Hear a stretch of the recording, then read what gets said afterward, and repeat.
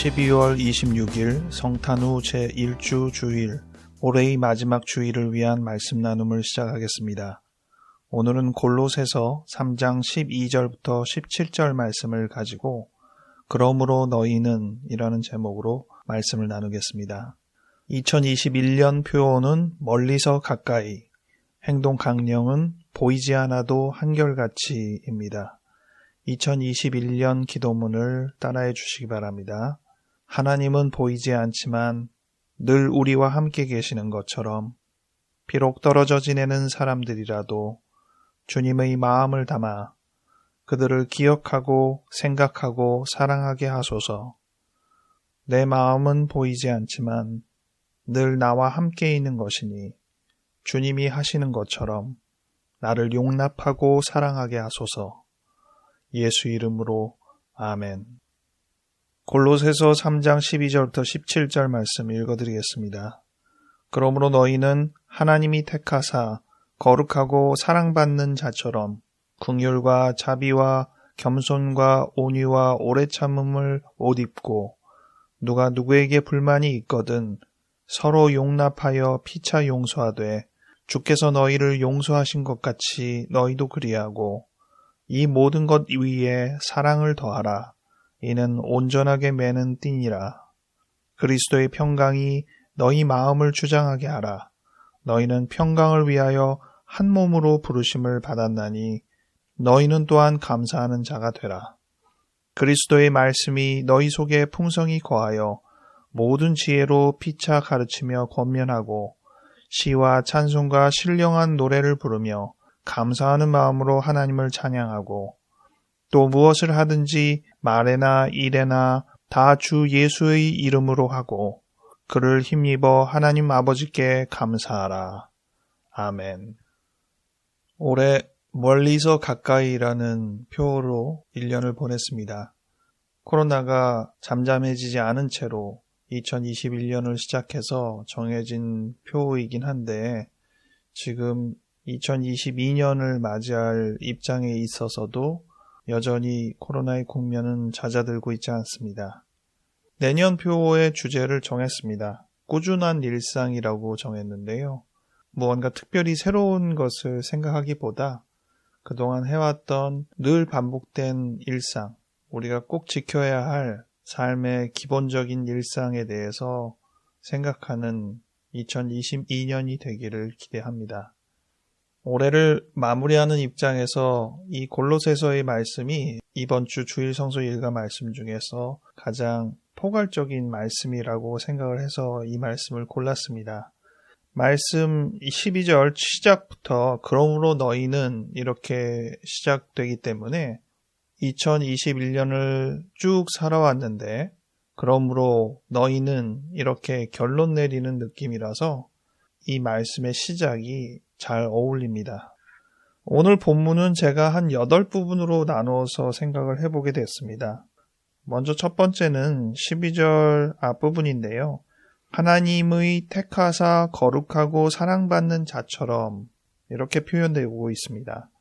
우리가 어떤 사람인가, 어떻게 살아가고 어떻게 우리 자신을 이해해야 하는가.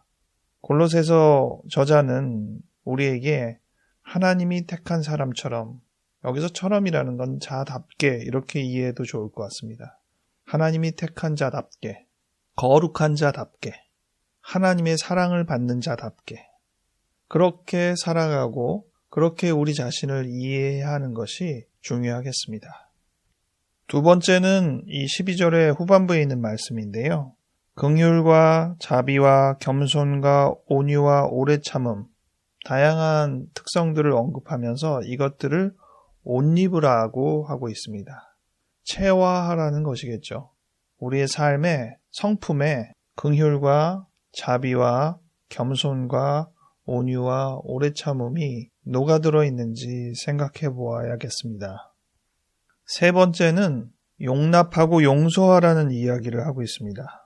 우리가 각자 서로에게 용납하고 용서해야 할 것을 말씀해 주시고 있고요.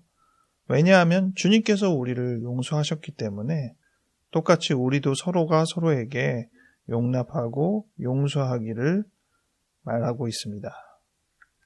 네 번째는 사랑을 더하라고 되어 있는데요. 이 모든 것 위에 사랑을 더하라 이렇게 되어 있습니다. 이 모든 것은 무엇일까? 바로 앞에 있는 서로 용납하라는 그 부분만 해당되는 것일까? 아니면 12, 13절에 적혀 있는 하나님이 택한 자답게 살라는 것과 긍휼과 자비와 겸손과 온유와 오래 참음을 옷 입으라는 것과 이 모든 것을 다 포함하는 것일까? 정확하지는 않으나 결론적인 핵심이 사랑인 것만은 분명해 보입니다. 이 사랑은 어떤 특성이냐? 온전하게 매는 띠다 이렇게 표현되어 있습니다. 바로 어제가 성탄절이기 때문에 성탄을 기념하여 선물을 나누기도 한 것을 기억하게 됩니다. 선물은 포장해서 맨 마무리가 끈을 묶는 거잖아요. 예쁜 리본을 묶기도 하고 그 끈을 생각하며 이 사랑을 생각해 보았습니다. 최종적으로 단단하게 완성하는 그 끈, 그것이 사랑이라는 것입니다. 물론 여기서의 온전하게 맨다는 입장은 인간과 인간 사이에 또 하나님과 우리 사이의 관계를 의미하는 단어이기도 합니다. 그 다음 다섯 번째로는 15절의 평강에 대해서 이야기를 하고 있는데요. 그리스도의 평강이 너희 마음을 주장하게 하라. 너희는 평강을 위하여 한 몸으로 부르심을 받았다. 우리의 마음이 그리스도의 평강으로 주장되는 상태. 과연 우리는 평강을 유지하고 있는가? 여섯 번째는 16절의 전반부에 그리스도의 말씀이 너희 속에 풍성히 거하게 하라고 되어 있습니다. 이렇게 풍성히 거하게 되기 때문에 이어지는 말씀대로 모든 지혜로 피차 가르치고 권면하게 될 수 있습니다. 이를 위하여 주의 말씀이 우리 안에 풍성히 거하는 것이 우선되어야 합니다.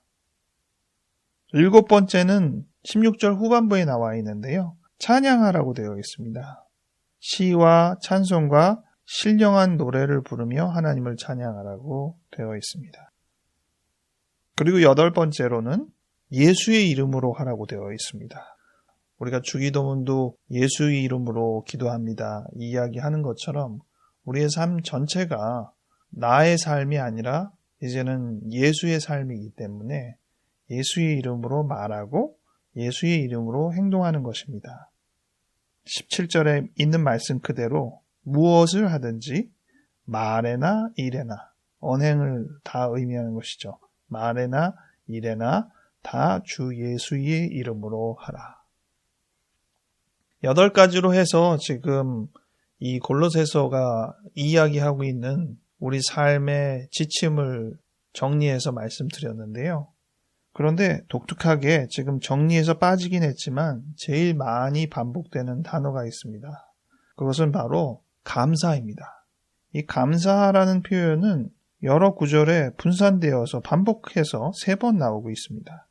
15절, 16절, 17절에 반복해서 나오고 있습니다. 먼저 평강이 너희 마음을 주장하게 하라고 했는데 너희는 평강을 위하여 한 몸으로 부르심을 받았다. 너희는 또한 감사하는 자가 되라. 이렇게 되어 있습니다. 이 평강과 감사는 별개의 문단의 내용인가? 처음엔 그렇게 생각해서 따로 표시해 보기도 했는데요. 뒤이어지는 16절과 17절에도 계속 감사가 나오기 때문에 너희는 또한 감사하는 자가 되라. 이 말씀은 평강과 연결되어 있는 부분으로 생각을 해보았습니다. 평강이 우리 마음에 유지되기 위하여 우리에게 불가분의 관계처럼 필요한 것이 감사하는 자세죠. 여기서는 누구에게 감사하는지에 대해서 분명하게 언급되어 있지는 않지만 하나님께 감사하는 것만 의미하는 것은 아닌 것으로 보입니다. 우리가 여러 사람에게 또 여러 가지에 대하여 감사하는 마음 자세가 있을 때 그것이 평강과 바로 직결된다고 생각합니다. 그 다음 감사는 16절에 나오는데요. 16절에 제가 두 부분으로 나눠서 말씀드렸습니다. 그리스도의 말씀이 풍성히 거하게 하라는 전반부 내용과 찬양하라는 후반부 내용으로 나눠지는데 이것도 사실 정확하게 둘로 나눠지는 것인지는 애매합니다.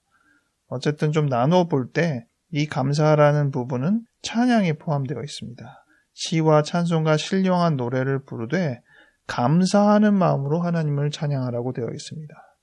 찬양하는 자세 중에 중요한 자세가 감사하는 마음의 자세라는 것이죠. 그 다음 세 번째로 17절, 무엇을 하든지 주 예수의 이름으로 하라 이렇게 되어 있는데 뒤이어 나오기를 그를 힘입어 하나님 아버지께 감사하라 이렇게 나옵니다. 그러니까 모든 일에 대하여 그를 힘입어 하는 것이잖아요. 그와 동시에 하나님께 감사하게 되는 것입니다. 우리가 주 예수의 이름으로 말하고 행동하면 그를 덧입는 것이 되는데 주님을 덧입는 삶의 가장 본질은 주님께서 하나님께 늘 감사하는 삶을 사셨다는 것이죠. 그래서 우리가 주님의 이름으로 말하고 주님의 이름으로 행동하게 되면 자연스럽게 우리는 하나님께 감사하는 말과 행동이 이어진다고 볼 수 있겠습니다. 올해 2021년이 이러한 여러 가지 부분들을 잘 어우르며 1년을 지냈나 돌이켜보게 됩니다. 물론 부족한 점이 많죠. 그 부분들을 내년으로 연결하며 내년에는 좀 더 이 말씀에 걸맞게 생활해 보리라 다짐합니다. 그러므로 너희는 이 결말 어린 이 표현에 우리를 우선 두고 어떻게 살아가야 할지, 어떤 자세를 가져야 될지 마음 되새기는 시간이 되었습니다. 여러분도 올해 1년 잘 마무리하면서 못다한 일들 내년으로 넘기며 새로운 해를 맞이하게 되기 바랍니다. 기도하겠습니다. 하나님 우리에게 2021년을 허락하여 주셔서 감사합니다. 이 1년을 마무리하는 이 시점에 와서 우리가 주님 앞에 떳떳한 삶을 살았는지 되돌아보게 됩니다. 우리는 과연 주님의 택한 자답게, 주님의 사랑을 받는 자답게 거룩하게 생활해 왔는지, 우리의 성품을 너그럽고 겸손하게 유지해 왔는지, 서로 용서하며 지냈는지, 사랑을 더하며 지냈는지, 그리스도의 평강으로 덧입으며 살았는지, 말씀이 우리 안에 풍성히 거하였는지, 찬양하였는지, 매시 매순간 말할 때나 행동할 때 예수님 이름으로 말하고 행동하였는지 다시 돌이켜봅니다. 2022년을 맞이합니다. 이번 한 주를 정리하고 새로운 마음으로 2022년 시작할 때 우리가 못다한 일들, 못다한 마음들 실천할 수 있는 새해를 아름답게 반길 수 있도록 도와주시옵소서. 감사드리옵고 예수 이름으로 아멘.